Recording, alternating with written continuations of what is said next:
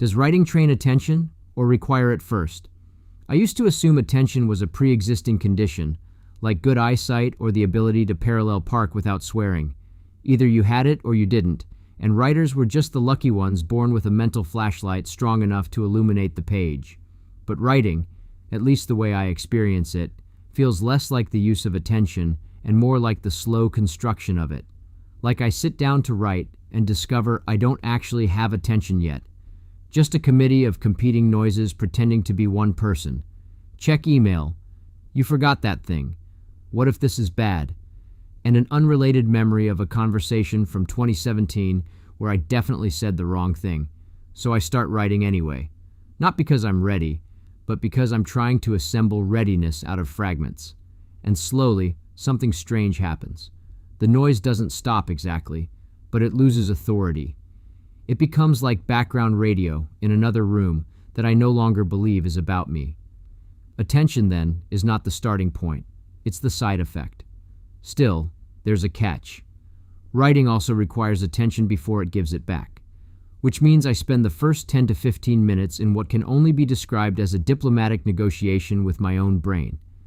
I am politely asking it to stop auditioning new thoughts like, what if you reorganized your entire life right now instead of writing this paragraph?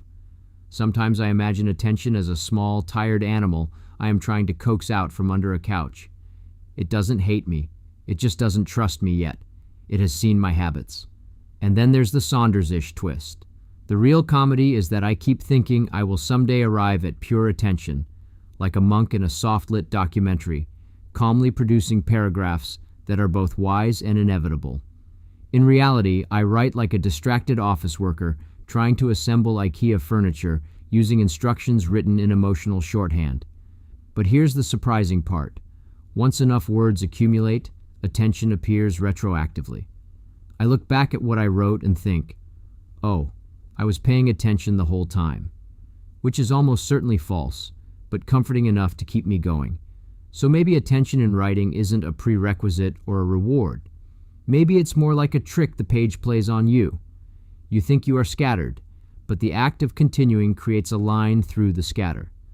A little gravity forms. The mess aligns, not perfectly, but enough to suggest meaning was there all along, waiting to be noticed rather than invented. And that might be the real joke. Writing doesn't require attention so much as it manufactures the illusion that you had it all along. Thanks for listening. Catch The Quiet Quotient on YouTube and all major podcast platforms, including the Substack app. To help us grow and keep supporting creators, please like, follow, and subscribe. Want to get in touch? Connect with me directly at jimhansonmedia.com.